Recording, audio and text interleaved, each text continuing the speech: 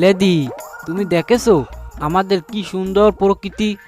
জানো, এই প্রকৃতি বড় একটা শিক্ষার জায়গা। বাবা, এই প্রকৃতি কিভাবে আমাদের শিক্ষা দেয়?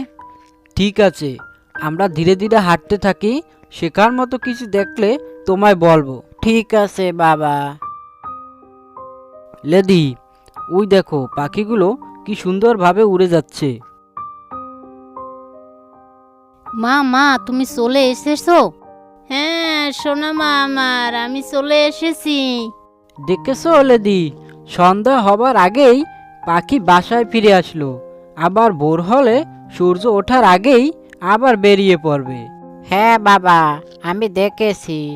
শোনো, আমাদেরও উচিত সন্ধ্যার আগে বাসায় ফিরে আসা, তারপর পরিবারকে সময় দেওয়া, আর রাত না জেগে দ্রুত ঘুমিয়ে পড়া, আর ভোরে ঘুম থেকে উঠে তাড়াতাড়ি কাজে লেগে পড়া।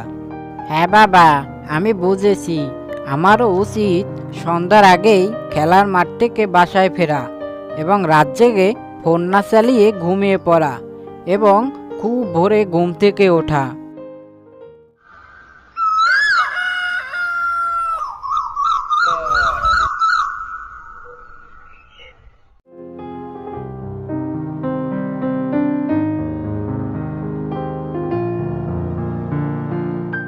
এই পিঁপড়ে, তোমরা এত কেন কঠোর পরিশ্রম করো, আর এত পরিশ্রম করে প্রতিদিন খাবার সংরক্ষণ করো, আর তোমরা এত খাবার দিয়ে কি করবে?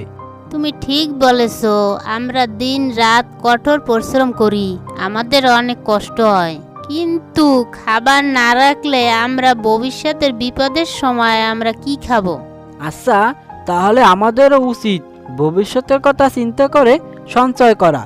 হ্যাঁ, না হলে শীতকালে বা বর্ষাকালে আমরা পিঁপড়ারা বাসা থেকে বের না হতে পারলে তখন খাবার না পেয়ে মারা যাব। বন্ধু, তোমাকে ধন্যবাদ, তোমার থেকে নতুন কিছু শিক্ষা পেলাম। আচ্ছা, আমার সাথীরাও চলে যাচ্ছে, আমিও যাই।